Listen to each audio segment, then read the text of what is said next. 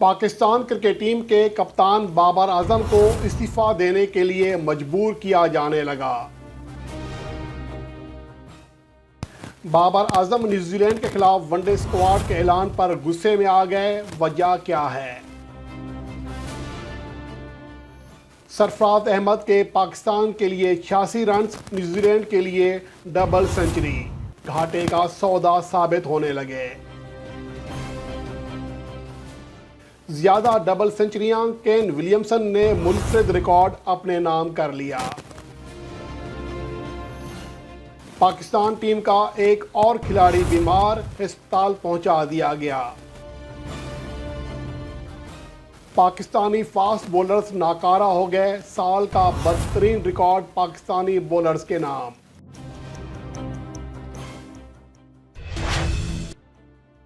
Pakistan cricket team के कप्तान बाबर आजम के हवाले से जैसा कि गुज़िश्ता दिनों खबरें आ रही थी कि उन पर प्रेशर बढ़ाया जा रहा है और साबिक चेयरमैन रमीज़ राजा भी यही कह चुके हैं ताकि बाबर आजम आज खुद कप्तानी से इस्तीफ़ा दे दें, क्योंकि उनका जो रिकॉर्ड है वो इंतहाई शानदार रहा है हालिया अरसे में। आप उनके T20 स्टेट्स देख लें, वनडे के देख लें।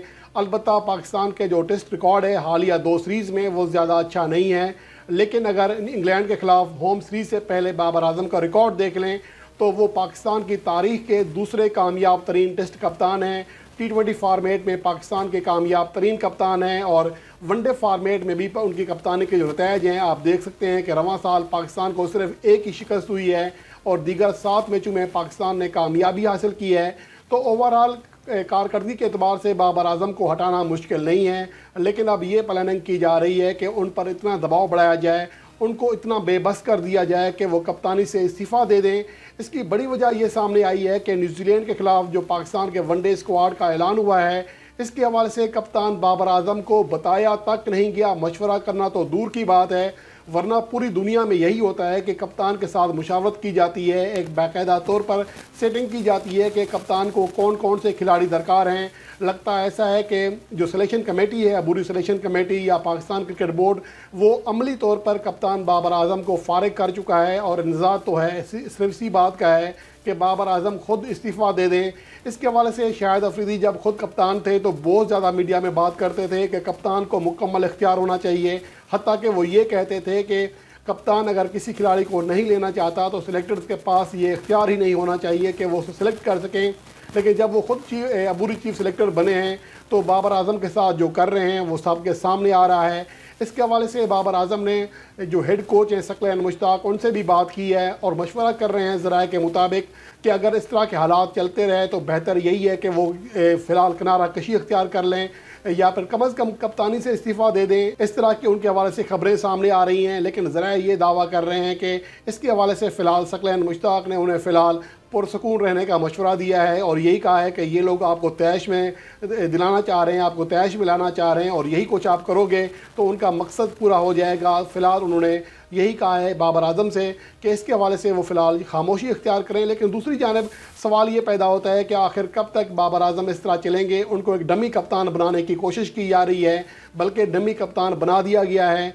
इसके हवाले से जब बाबर आजम के ज़राए का कहना है कि जो 2 खिलाड़ी हैं, ख़ास तौर पर फ़खर जमान जो कि गुज़िश्ता सीरीज़ में नीदरलैंड के ख़िलाफ़ सेंचुरी बना चुके थे, उनको स्क्वाड में शामिल ना करने के हवाले से बाबर आजम को शदीद गुस्सा है। जबकि खुशदिल शाह जो कि उनकी T20 फार्मेट में या T20 वर्ल्ड कप में कारकर्दगी अच्छी नहीं थी, लेकिन जो पाकिस्तान का वनडे स्क्वाड है उसके अंदर उनकी कारकर्दगी शानदार रही है। अगर हम इसका जायज़ा लें तो रवां साल 2022 में पाकिस्तान की जानिब से जिन खिलाड़ियों ने कम अज़ कम 150 रन बनाए हैं वनडे फार्मेट में, उनमें स्ट्राइक रेट के अतबार से खुशदिल शाह महज शादाब खान के बाद दूसरे कामयाब तरीन बैट्समैन थे। 102 के स्ट्राइक रेट से रन बनाया।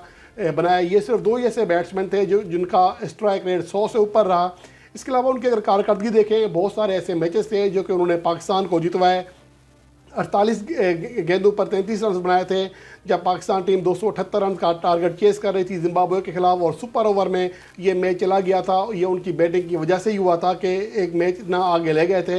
हालांकि जो पाकिस्तान की पोजीशन थी 88 रन पर 5 विकेटें गंवा चुकी थी पाकिस्तान टीम। इसके अलावा अगर देखा जाए तो एक और मैच था ऑस्ट्रेलिया के खिलाफ जिसमें ऑस्ट्रेलिया ने कामयाबी हासिल की। 22 गेंदों पर 19 रन बनाए, 314 रन का टारगेट था और इस मौका पर 166 रन पर पाकिस्तान 5 विकेटें गंवा चुकी थी। इसके अलावा अगर बात करें ऑस्ट्रेलिया के खिलाफ जो 249 रन का टारगेट चेस कराया, उसमें खुशदिल शाह का नुमाया किरदार था। 17 गेंदों पर 27 रन बनाए, नॉट आउट रहे, और जब वो क्रीज पर आए तो 34 गेंदों पर 40 रन दरकार थे। इस तरह वेस्टइंडीज़ के खिलाफ 24 गेंदों पर 44 रन दरकार थे, तो वो 23 गेंदों पर 41 रन की नाकाबिले शिकस्त इनिंग्स खेलने में कामयाब रहे, जिसकी वजह से पाकिस्तान टीम 306 रन का टारगेट चेस करने में कामयाब रही। और इसके अलावा आप बाकी स्क्रीन पर देख सकते हैं कि उनकी जो हालिया कारकर्दगी रही है वो किस कदर शानदार रही है। वो कि उसको आउट क्लास नहीं कह सकते, लेकिन मैच फिनिशर के तौर पर वो बहरहाल अपना किरदार अदा करना शुरू हो गए थे।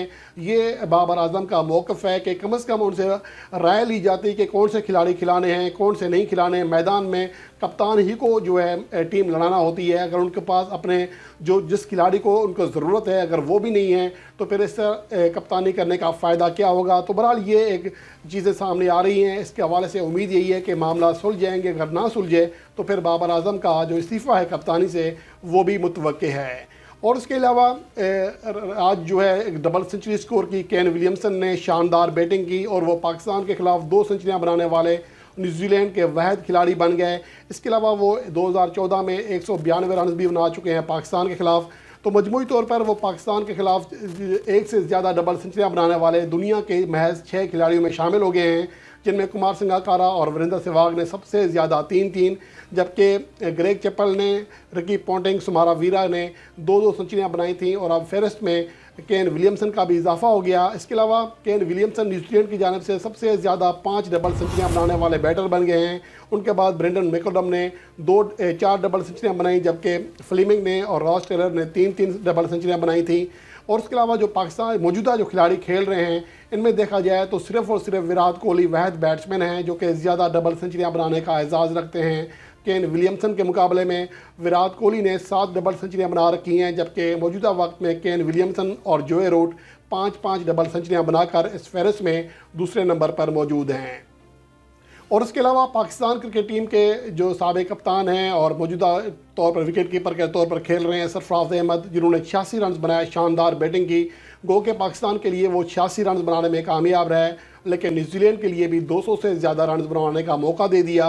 उन्होंने 2 स्टेप मिस किए, केन विलियमसन के एक कैच ड्रॉप किया, जिसकी वजह से वो डबल सेंचुरी बनाने में कामयाब रहे। और पाकिस्तान के खिलाफ जो अब उनकी पोजीशन हो गई है 174 रन की लीड लेने के बाद अब न्यूजीलैंड का जो गिरफ्त है मैच पर मजबूत हो चुकी है। और उसके अलावा एश सऊदी का आज आसान कैच ड्रॉप किया।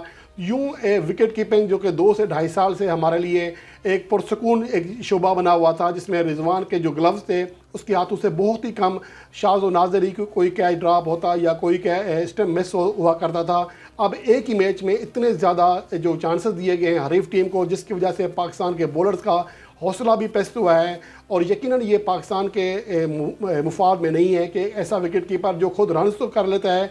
और मेरे ख्याल में अब हमें इस हवाले से बुनियादी जो किसी खिलाड़ी की जो बुनियादी काम होता है, बुनियादी शोबा होता है, उसकी का जो कारकर्दगी है उसको सामने रखना चाहिए। हम रिजवान की बैटिंग के ऊपर बात करते हैं, एक सीरीज़ में नाकाम हुए हैं, हालांकि वो देखें ऑस्ट्रेलिया के खिलाफ जो गुज़िश्ता होम सीरीज़ थी उसमें सेंचुरी बना चुके थे, तो सिर्फ 1 से 2 सीरीज़ के बाद उनको हम ऐसा कह रहे हैं, जबकि 2014 के बाद सरफराज अहमद ने कोई सेंचुरी नहीं बनाई है टेस्ट फॉर्मेट में। गो कि हम ठीक है उनका कमबैक होना चाहिए था, मैं ये नहीं कह रहा, लेकिन बहरहाल ये जैसा कि मैंने पहले कहा था कि टेस्ट होना चाहिए कि सरफराज अहमद को मज़ीद टीम में रखना है या नहीं रखना। लेकिन जिस तरह की वो विकेट कीपिंग कर रहे हैं, मुझे नहीं लगता कि अगर कोई सिलेक्शन कमेटी जिसका अपना पॉइंट ऑफ व्यू ना हो, ख़ास तौर पर जो मखसूस फॉर्म होता है उनका वो ना हो, तो मेरे ख्याल में कोई भी सिलेक्टर फ़िलहाल सरफराज अहमद से खुश नहीं होगा। इसके अलावा अच्छा, केन विलियमसन ने कल भी ड्रॉप हुए कैच, जब वो सेंचुरी नहीं बनाई, 50 तक नहीं बनाई थी। आज उनको 116 रन पर 2 चांस मिले और दोनों बार वो स्टेप मिस हुए। इसके अलावा ब्लंडन को चांस मिला, इसके अलावा सऊदी को चांस मिला जो कि 50 बनाने में कामयाब रहे। और यही चीज़ पाकिस्तान के लिए इंतहाई ज़्यादा मुश्किल साबित हो रही है। और इसके अलावा पाकिस्तान टीम का एक और खिलाड़ी कामरान गुलाम, वो भी उनकी तबीयत भी नासाज है, जिन्हें अस्पताल पहुंचा दिया गया है। इसके हवाले से जैसे ही अपडेट सामने आएगी, इससे पहले बाबर आजम भी तबीयत के हवाले से कह चुके हैं कि उनकी तबीयत नासाज है। तो बहरहाल अब देखना ये है कि पाकिस्तान में जो मौजूदा मसला आ रहा है, पाकिस्तानी खिलाड़ियों की जो तबीयत है वो इतनी तेज़ी से क्यों ख़राब हो रही है, इसका जायज़ा भी या इसके हवाले से जो रिपोर्ट है जैसे ही सामने आएगी वो आपके साथ शेयर करेंगे। और इसके अलावा पाकिस्तान के फास्ट बॉलर 2022 में मुकम्मल तौर पर नाकारा साबित हुए। पाकिस्तान टॉप टीमों में वह टीम थी जिनका कोई भी फास्ट बॉलर पूरे साल में 5 विकेटें, जो एक इनिंग्स में 5 विकेटों की कारकर्दगी का मुजाहरा ना कर सका। अगर दीगर टीमों पर निगाह डालें, इंग्लैंड और न्यूजीलैंड के बॉलर्स ने 4-4 बार, ये सिर्फ फास्ट बॉलर्स की बात कर रहा हूँ, इसके अलावा ऑस्ट्रेलिया, इंडिया, साउथ अफ्रीका, इनके बॉलर्स ने 3-3 बार इनिंग्स में 5 विकेटें हासिल की। जबकि बांग्लादेश और श्रीलंका और वेस्ट इंडीज़ के बॉलर्स ने 2-2 बार ये कारनामा सर अंजाम दिया। जबकि पाकिस्तान का कोई भी फास्ट बॉलर एक बार भी ये कारनामा सर अंजाम ना दे सका।